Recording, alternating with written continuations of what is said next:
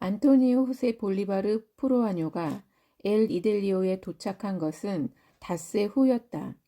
엘 이델리오는 변해 있었다.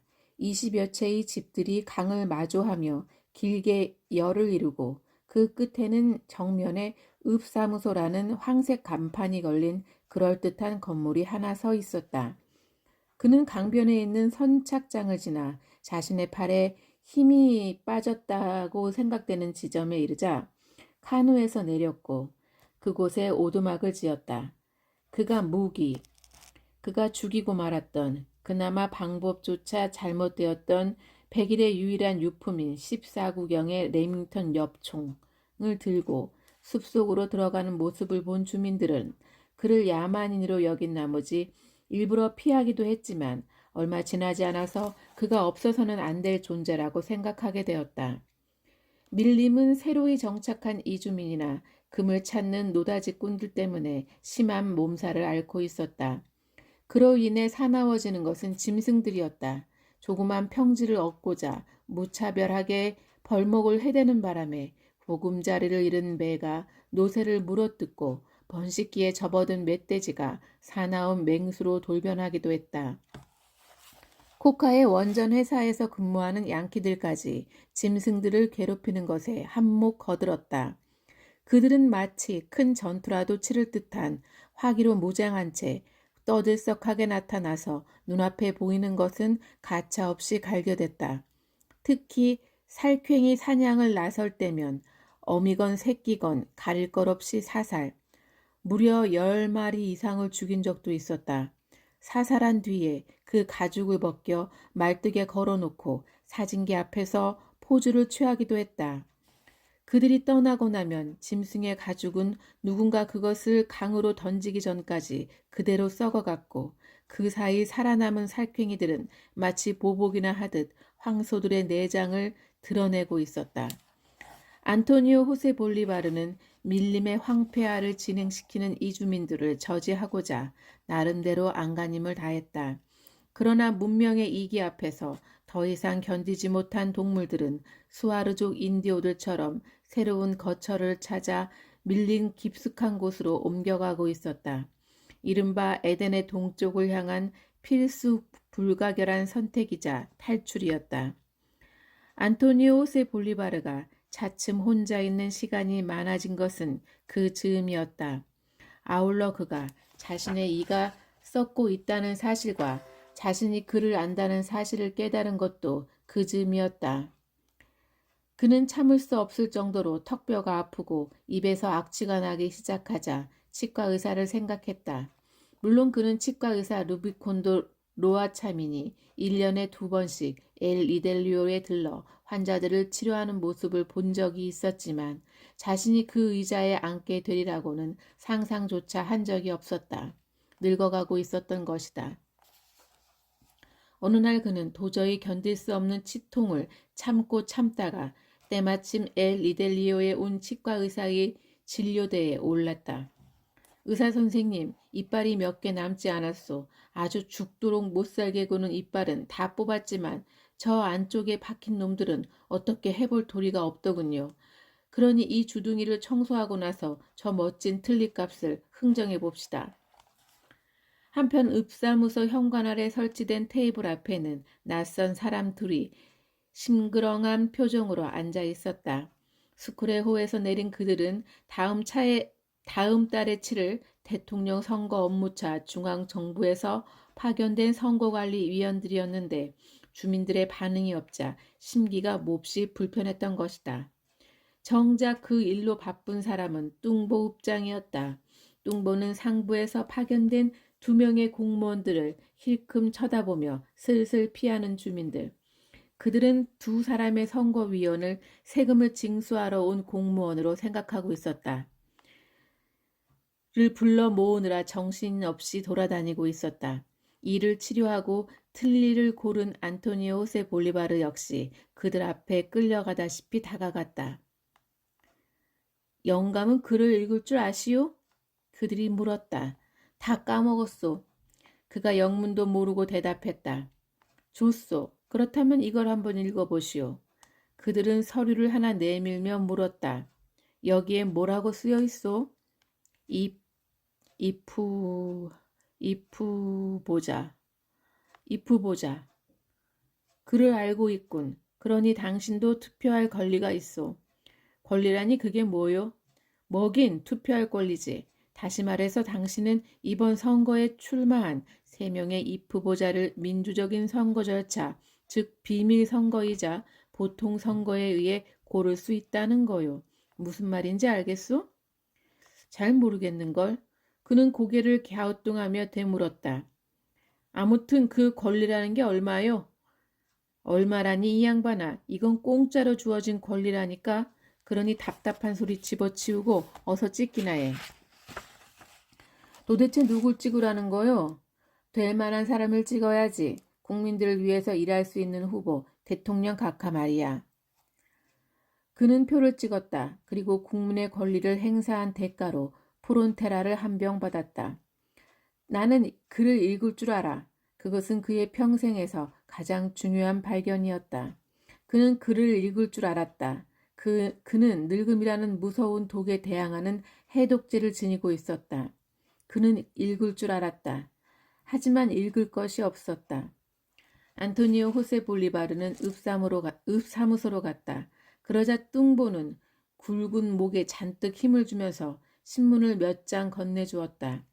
물론 그것은 그가 마치 중앙정부와 긴밀한 유대 관계에 놓여 있다는 것을 보여주기 위해 읍사무소에 비치해둔 자기 과시용이었다. 철지난 신문에는 의회에서 존경하는 부카람 의원이 또 다른 존경하는 의원을 몰아붙인 기사, 아르테미오 마텔로나라는 사람이 원한도 없는 절친한 친구를 칼로 20번이나 찔러 죽인 기사, 축구 경기장에서 심판의 판정을 무기력하게 만든 만다팀 지지자들을 비난한 기사 등이 나와 있었지만 그의 마음을 사로잡지 못했다. 그것은 하나같이 딱딱하고 형식적인 내용인데다 자신과는 너무나 거리가 먼 세상의 이야기들이라 그로 하여금 어떤 호기심이나 상상을 불러일으킬 만한 자극대가 되지 못했던 것이다. 세월이 흐르면서 거의 잊힌 안토니오 후세 볼리바르의 욕망을 다시 일깨운 것은 한 신부의 출연이었다. 그 무렵 스크레우는 여느 때처럼 엘 이델리오 선착장에 보급품을 비롯해서 치과 의사와 새로운 이주민들 그리고 한 신부를 내려놓았다. 그러나 어린이들에게 영세를 내리고 축첩제를 종결하라는 카톨릭 교구의 임무를 띠고 온 성직자는 주민들의 홀대와 무관심 그리고 더위에 지친 나머지 사흘 만에 돌아가기로 작정하고 선착장에 나와 있었다. 안토니오 호세 볼리바르가 선착장으로 다가간 것은 배가 떠나길 기다리는 동안에 무료함을 달래기 위해 책을 읽던 신부가 깜빡 잠이 든 순간이었다. 그는 설레는 마음을 진정시키며 잠든 신부의 손에서 책이 떨어질 때까지 참을성 있게 기다렸다. 신부의 무릎으로 떨어진 책은 성 프란체스코의 전기였다. 그는 마치 어설픈 좀도둑이 된 기분을 느끼면서 슬쩍 페이지를 훔쳐보았다. 그는 한 음절 한 음절, 단어 한 단어를 조합하며 책장을 들여다보다 그 뜻을 완전히 이해하고 싶다는 기분에 빠져들었고 나중에는 자신도 모르게 그것을 소리내어 또박또박 읽고 있었다. 재미있나? 책 읽는 소리에 잠을 깬 신부는 한참 동안 책에 코를 박고 있는 안토니오 호세 볼리바르를 잠옷 흥미롭게 바라보다가 나지막히 물었다.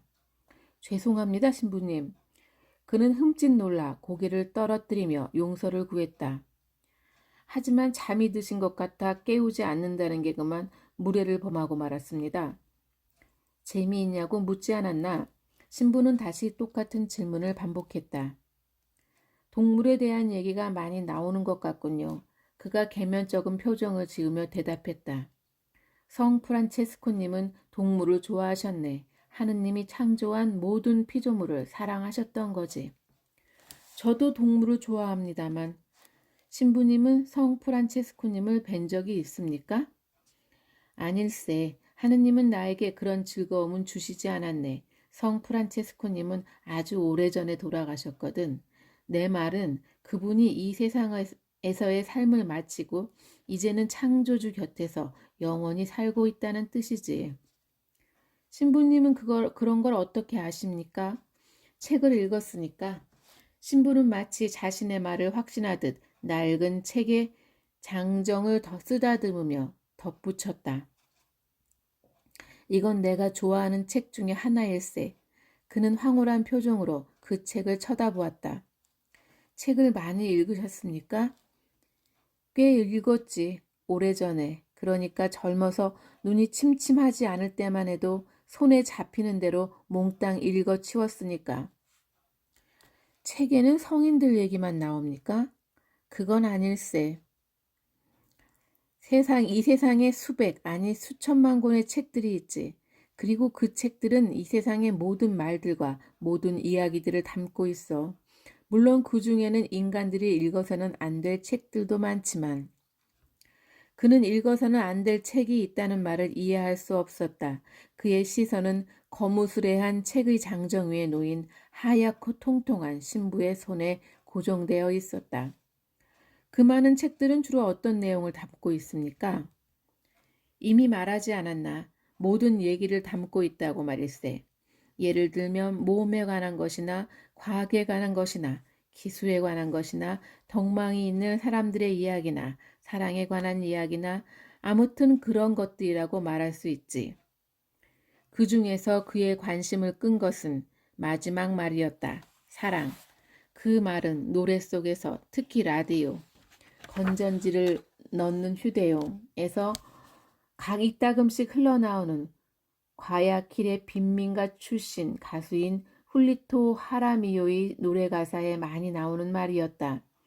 그 노래 가사에 따르면 사랑이란 모든 이들이 찾지만 눈에 보이지 않는 등에의 날카로운 침과 같은 것이었다.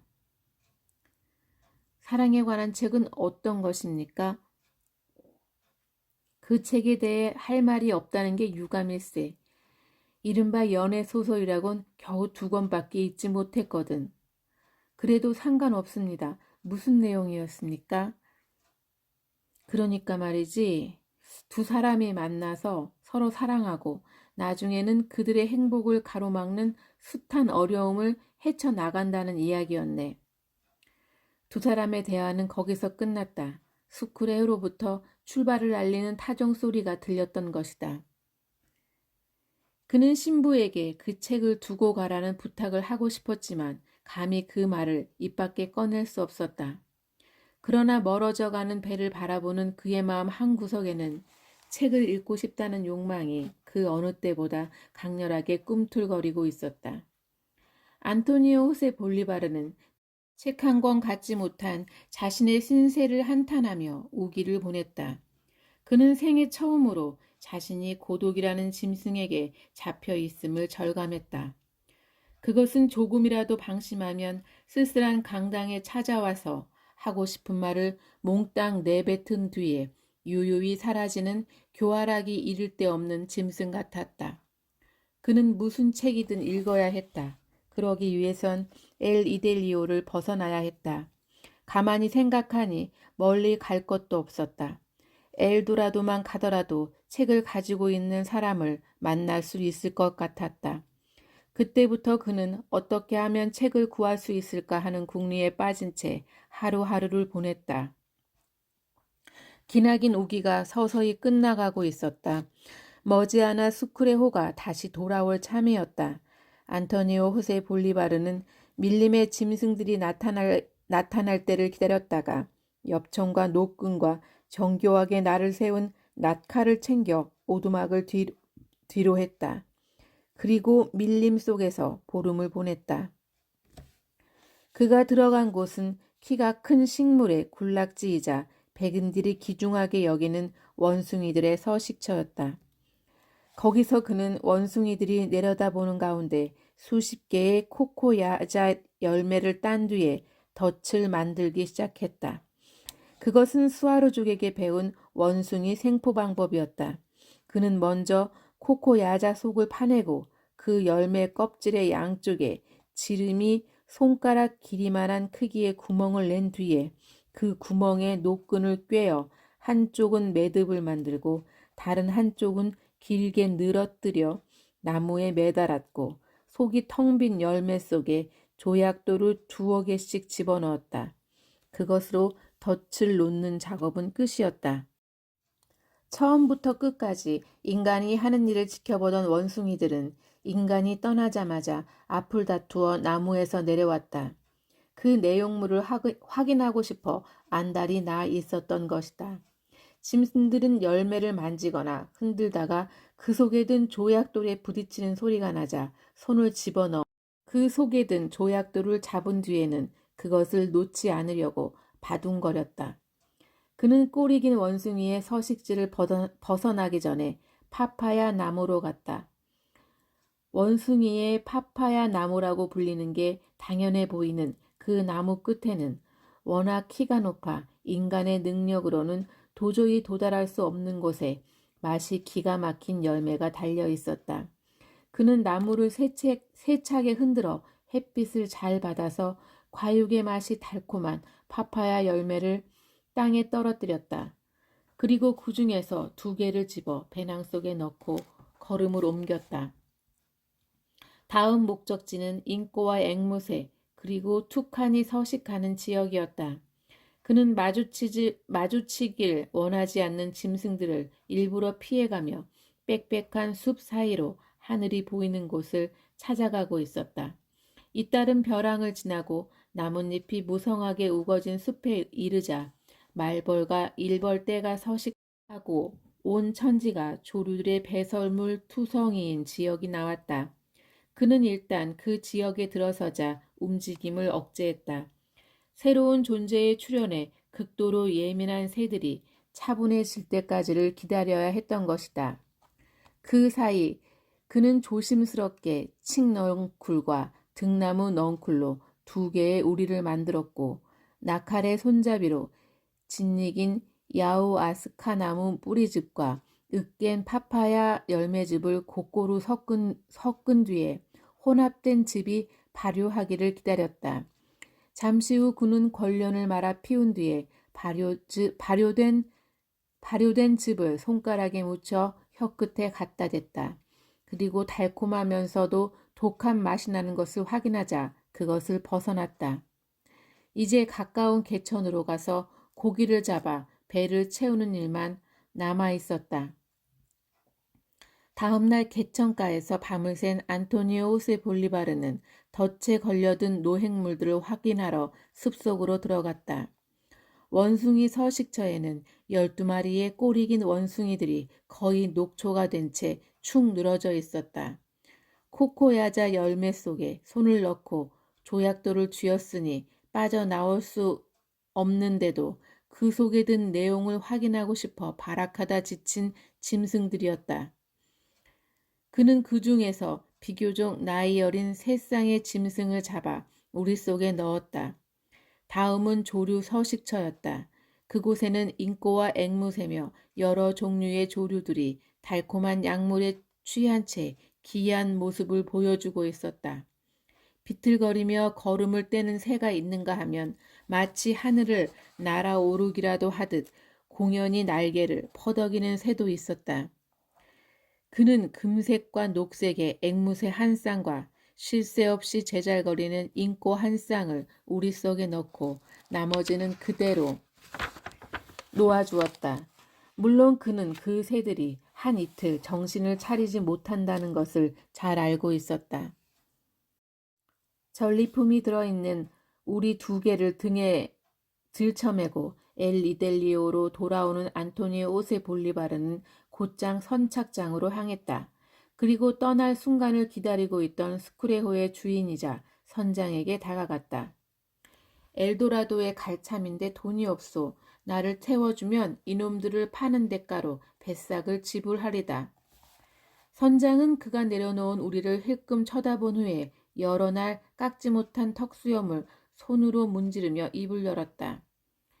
앵무새 1마리를 배싹으로 치겠소. 우리 아들놈에게 그걸 한 마리 사주겠다고 약속했거든. 이 새들은 떼어놓으면 슬퍼서 죽게 될 거요. 그러니 한 쌍을 가져가고 돌아올 때의 뱃삭으로 치른 것으로 합시다. 배가 강물을 따라 흘러가는 동안 안토니오 호세 볼리바르와 치과의사 루비콘도 로아 차미는 많은 이야기를 나누었다. 안토니오 호세 볼리바르는 자기가 여행하는 이유도 빠뜨리지 않았다. 한참 노인의 이야기를 듣고 있던 치과의사가 입을 열었다. 이런 숫기 없는 노인네 같으니라고. 책이 그렇게 보고 싶었으면 진작 말을 했어야지. 그랬으면 내가 구해다 주었을 게 아니요. 안 그렇소? 책은 과야킬만 가더라도 얼마든지 있을 거요. 그렇게 말씀하시니 고맙군요, 의사 선생님. 하지만 전 아직 무슨 책을 읽어야 하는지 그것도 모르고 있답니다. 그러니 때가 되면 부탁드리지요. 엘도라도는 큰 도시가 아니었다. 기껏해야 대부분 강을 따라 열을 일고 있는 100여 채의 집, 경찰서, 2채의 건물이 들어선 행정관서, 성당, 학생들도 별로 없는 학교가 전부라고 할 수 있는 도시였다. 그러나 그곳은 거의 40년 동안 밀림을 떠나본 적이 없는 안토니오 호세 볼리바르에게 있어 처음 본 세상이나 다름없었다. 그런 노인에게 치과 의사와의 만남은 큰 힘이 되었다. 치과 의사는 노인을 도와줄 수 있는 한 여선생을 소개하며 당분간 학교에 기거할 수 있도록 주선했다.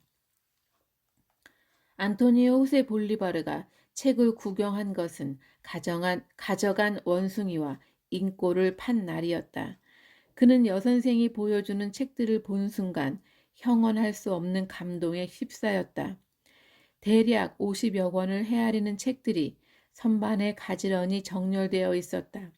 그는 그날부터 그 즈음 구입한 돋보기 안경을 쓰고 처음부터 끝까지 책을 살펴나가기 시작했는데 나름대로 자신이 좋아하는 책을 결정하기까지는 그때부터 5달 정도가 흘렀다. 그 사이 그는 여러 책을 보며 혼자서 생각하고 혼자서 묻고 되물었다. 그는 기하학 책은 도저히 이해할 수 없었지만 나름대로 과연 그 책이 머리를 싸매고 들여다볼 만한 책인지 진지하게 고민했다.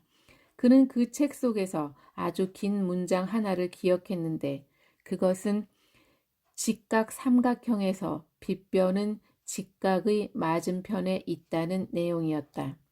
그리고 그것은 이따금 기분이 좋지 않을 때 혼자 중얼거리게 되는 말이자 나중에는 엘 이델리오 주민들을 어루둥절하게 만드는 말이 되었다. 그들에게는 기이한 욕설이나 주문처럼 들렸던 것이다. 역사에 관한 책은 마치 거짓말을 꾸며놓은 것 같았다.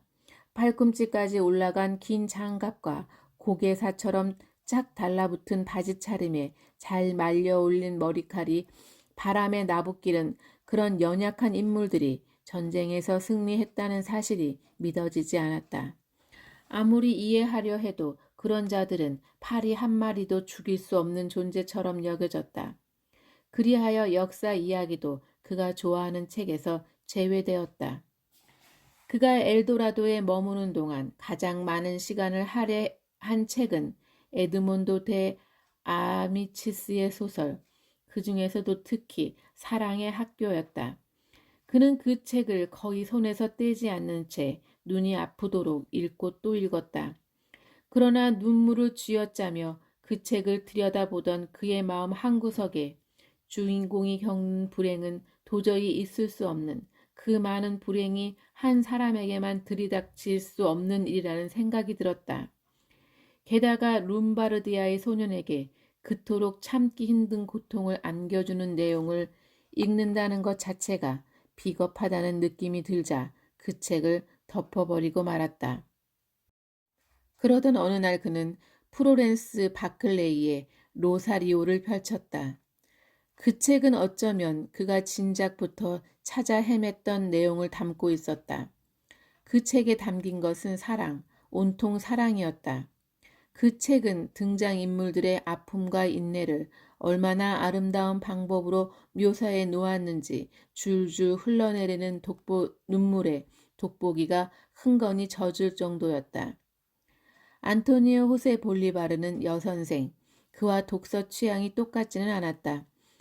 허락을 받아 그 책을 가지고 엘 이델리오로 돌아왔는데 그 책은 그가 오두막의 창문 앞에서 수없이 읽고 또 읽는 텍스트가 되었다. 그리고 그 책은 나중에 치과 의사가 가져다준 세월보다 더 끈질긴 사랑과 불행을 담고 있는 다른 책들과 함께 지금처럼 마음이 착잡해진 노인이 다시 찾아줄 때를 기다리며 다리가 긴 탁자 위를 차지하게 되었다. 어둠이 깃들 무렵 내리기 시작한 비는 금방 한 치 앞도 분간하기 힘든 폭우로 변해 밤새 퍼붓고 있었다. 노인은 그물 그네에 몸을 눕힌 채 격렬하면서도 단조로운 빗방울 소리를 들으며 잠을 청했다. 노인은 잠이 없는 편이었다. 5시간의 수면과 2시간 정도의 낮잠 외에 나머지 시간은 주로 소설을 읽고 그 이야기에 등장하는 사랑의 신비를 찾거나 무대가 되는 곳을 상상하며 보냈는데 파리니 런던이니 제네바니 하는 지명이 나오면 그 도시들을 상상하기 위해 온 정신을 집중해야 했다.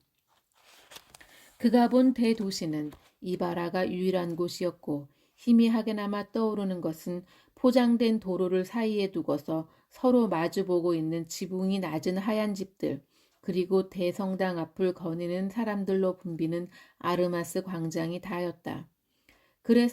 그래서인지 프라하나 바르셀로나처럼 아득하고 무거운 느낌이 드는 이름의 도시를 배경으로 일어나는 이야기를 읽다 보면 이바라는 왠지 숨막히는 사랑이 이루어질 만한 도시가 아니라는 생각이 들었다. 그런 생각은 그의 아내인 돌로레스 엔카르나시온 델 산티시모 사크라멘토 에스투피냔 오타발로와 함께 엘 이델리오로 이주할 때 스치듯 지나쳤던 사모라나 로아 같은 도시들을 떠올려 보아도 마찬가지였다. 그가 가장 즐겨 상상하는 것은 하얀 눈이었다. 그가 생각하는 눈은 어렸을 때 임바브라 화산 자락에서 보았던 하얀 양털 같은 눈이었다. 그래서 그는 이따금 소설에 등장하는 인물들이 별 생각 없이 하얀 눈을 밟기라도 하면 도저히 용서할 수 없는 파렴치한으로 여기곤 했다. 노인은 책을 보다가 배가 초출해지면 오두막을 나와 강가로 갔다. 그는 강물에 들어가 한바탕 시원하게 멱을 감은 뒤에 쌀과 바나나 토막 혹은 이주민들이 꺼리는 원숭이 고기. 사실 이주민들은 질기고 딱딱한 그 육질이 코끼리 풀과 물만 섭취하는 소나 돼지의 육질보다 훨씬 많은 단백질을 함유하고 있다는 사실을 모르기도 했지만 그것보다는 이가 없는 사람이 태반이라 오랫동안 씹는 것을 귀찮아했다. 원숭이 고기를 튀겨 먹었다. 그가 준비된 식사에 곁들이는 것은 커피였다. 그것은 표면이 매끄러운 쇠그릇 속에 조당과 아구아르티엔 술 몇 방울이 들어간 일종의 브랜드로 달짝지근한 맛이 감돌았다. 반면에 밤이 긴 우기가 되면 노인은 그물 그네에서 보내기를 좋아했다. 그는 이런저런 생각을 하다가도 오줌이 마렵거나 배가 고프면 그때서야 살그머니 오두막을 떠나 강으로 나갔다. 그가 우기에 가장 좋아하는 요깃거리는 새우였는데 그것은 강물 속으로 들어가 돌을 드러내고 진흙을 파헤치면 쉽게 건져 올릴 수 있었다. 그는 늘 10마리 남짓한 통통한 새우로 배를 채웠다. 안토니오 호세 볼리바르는 그날도 아침 일찍 새우를 잡으러 나갔다. 폭우로 불어난 강물에는 뿌리째 뽑힌 나무 등걸이나 짐승들의 시체가 떠내려오고 있었다. 그는 옷을 벗어붙이고 나무에 걸친 밧줄에 몸을 묶은 뒤 가슴까지 차오르는 물속으로 잠수했다. 강물 속은 물살의 속도가 빠르고 눈을 뜰 수 없을 정도로 혼탁했지만 문제가 될 게 없었다. 그는 몸을 자유자재로 움직여 가며 돌을 드러낸 뒤에 진흙덩이를 더듬기 시작했다. 노인의 귀에 어떤 다급한 외침이 들려온 것은 손가락을 물고 늘어지는 새우들을 한 움큼 붙잡아서 물가로 빠져나오는 순간이었다. 카누다! 카누가 떠내려오고 있어! 노인은 소리가 나는 쪽을 향해 고개를 돌렸다. 그 외침은 마을 쪽에서 들려오고 있었지만 억수같이 쏟아지는 비에 시야가 트이지 않았다. 도대체 어떤 자식이지? 미친놈이 아니고서는 이렇게 세찬 비가 몰아치는 날에 카누를 띄울 사람은 없어. 그는 혼잣말로 중얼거리며 마을 쪽을 향해 시신경을 집중했다. 계속해서 다급한 외침이 이어지는 가운데 선착장을 향해 뛰어가는 사람들의 형체가 어렴풋이 남아 들어오고 있었다. 순간 옷을 챙겨 입은 그는 오두막으로 되돌아갔고 깡통을 내려놓자마자 비닐 우위를 쓰고 사람들이 몰려간 곳을 향해 달려가기 시작했다. 사람들은 뚱보 읍장이 도착하자 한쪽으로 길을 비켜주었다. 셔츠도 걸치지 않은 뚱보는 검은 우산을 쓰고 있었지만 그의 온몸은 퍼붓는 비에 흠뻑 젖어 있었다. 뚱보는 대뜸 신경질적인 표정을 지으며 물었다. 도대체 왜 이 난리야? 사람들은 대답 대신 말뚝에 묶인 카누를 쳐다보았다. 그것은 노다지꾼들이 만든 형편없는 카누였다. 물이 가득 차 있었지만 여태껏 가라앉지 않는 것은 순전히 나무로 만들어진 덕분이었다. 그 속에는 목이 파이고 팔이 심하게 긁힌 시체 한 구가 이리저리 흔들리고 있었는데 카누의 옆부분에 기댄 손은 고기에 뜯긴 자국이 나 있었고 얼굴은 양쪽 눈이 사라진 탓에 표정조차 없었다. 눈이 사라진 것은 폭우 속에서 날 수 있는 붉고 조그만 몸짓의 관비둘기의 작품이었다.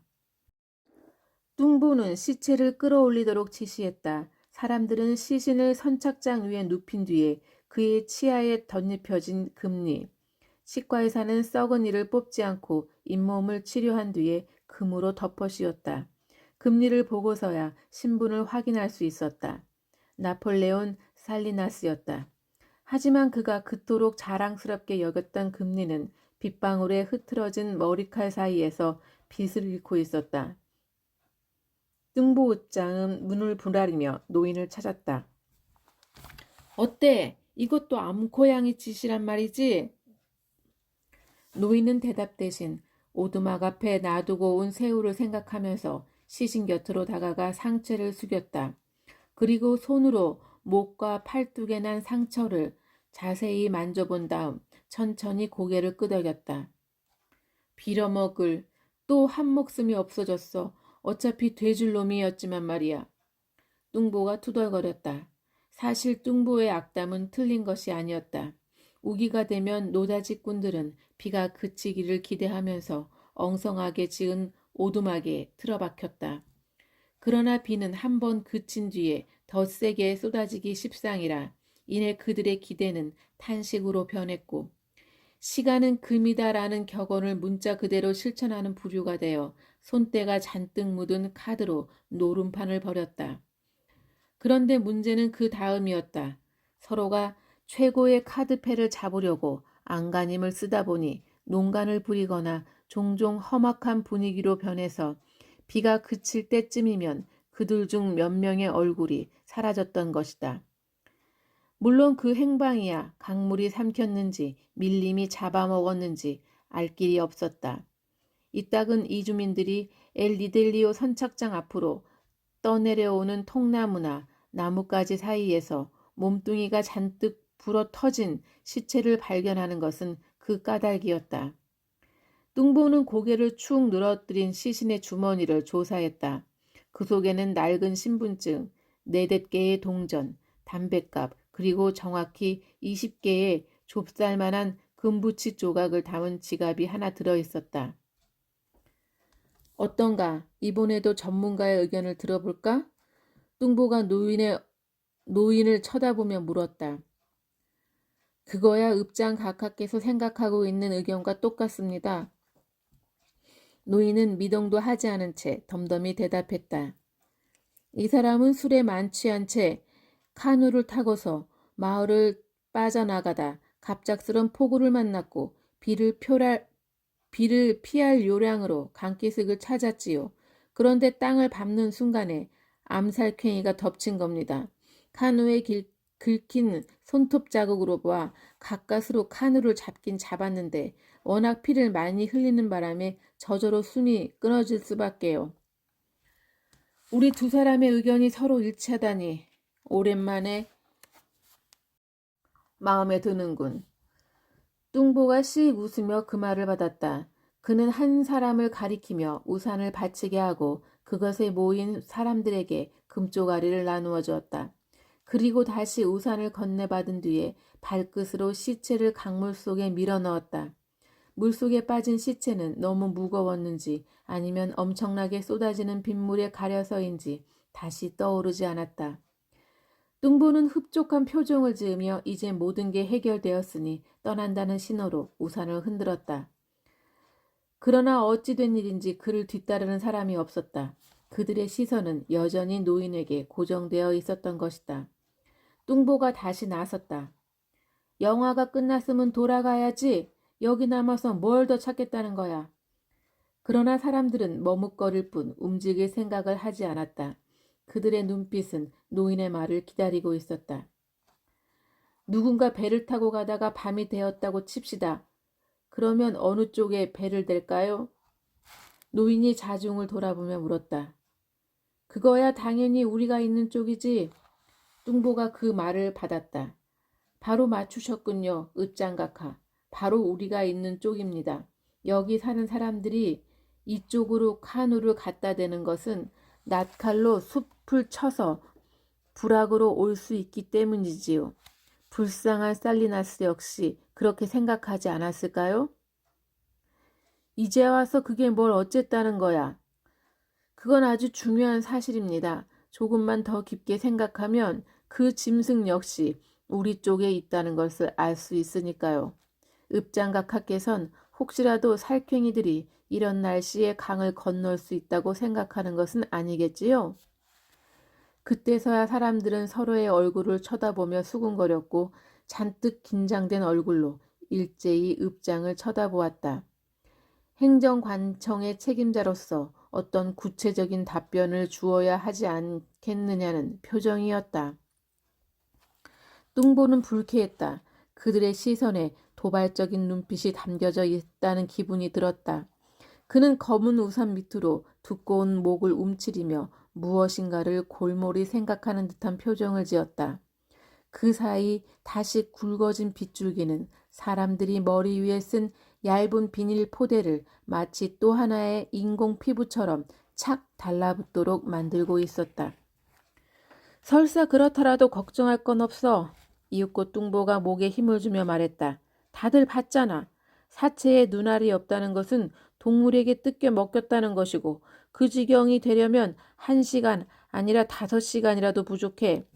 다시 말해서 그놈의 암고양인지 살쾡이인지 하는 짐승은 아주 먼 곳에 있다는 뜻이지. 그러니 다들 바지에 똥이라도 싸고 말 듯한 표정은 지우라고. 무슨 말인지 알겠나? 그럴 수도 있겠죠. 하지만 저 시신이 딱딱하게 굳어 있는 것도 아니고 썩은 냄새가 나는 것도 아니라는 건 역시 사실이지요. 노인은 뚱보의 말을 받자마자 더 들을 것도 없다는 듯 이 사람들 사이를 빠져나갔다. 그는 아까 잡은 새우들을 튀겨 먹을 것인가 삶아 먹을 것인가 하는 생각에 잠긴 채 오두막을 향했다. 노인은 새우가 들어있는 깡통을 손에 든 채 오두막으로 들어서다 말고 힐끗 선착장 쪽을 향해 고개를 돌렸다. 사람들이 떠난 선착장에는 뚱보가 홀로 남아 떨어지는 빗줄기를 바라보며 서 있었다. 검은 우산을 쓴 그 모습은 마치 잠시 비가 그친 순간을 틈타 느닷없이 솟아오르는 거대하고 흉측한 독버섯처럼 보였다.